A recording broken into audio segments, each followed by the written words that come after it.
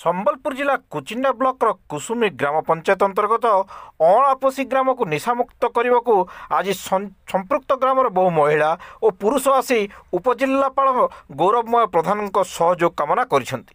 ନିଶା ନିବାରଣ ଅଭିଯାନର ଜିଲ୍ଲା ସଭାପତି ସୁଭାଷ ଚନ୍ଦ୍ର ନାୟକଙ୍କ ନେତୃତ୍ୱରେ ଆସିଥିବା ଏହି ପ୍ରତିନିଧି ଦଳକୁ ଡକ୍ଟର ପ୍ରଧାନ ବହୁ ସମୟ ଶୁଣିବା ପରେ ଦାବିପତ୍ରକୁ ଗ୍ରହଣ କରି ଗାଁରେ ଥିବା 2 ଗୋଟି କୁଚିଆ ଭାଟି ବିରୁଦ୍ଧରେ ପଦକ୍ଷେପ ନେବେ ବୋଲି ଆଶ୍ୱାସନା ଦେଇଥିଲେ।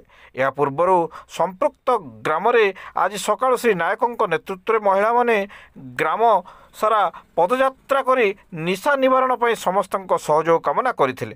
ଉପଜିଲ୍ଲାପାଳଙ୍କ ସହ ଅବକାରୀ ବିଭାଗ କୁଚିଣ୍ଡାର ଖଣ୍ଡ ମୁଖ୍ୟ ପଞ୍ଚାୟତରାଜ ମନ୍ତ୍ରୀଙ୍କ ବାସଭବନରେ ମନ୍ତ୍ରୀଙ୍କ ଅନୁପସ୍ଥିତିରେ ତାଙ୍କ ପ୍ରତିନିଧି ମହୁଲପାଲି ଥାନା ଓ କୁସୁମୀ ଫାଣ୍ଡରେ ମଧ୍ୟ ଦାବିପତ୍ର ଦେଇ ଗାଁକୁ ନିଶାମୁକ୍ତ କରିବାକୁ ସହଯୋଗ କାମନା କରିଛନ୍ତି ଗାଁର ମହିଳାମାନେ।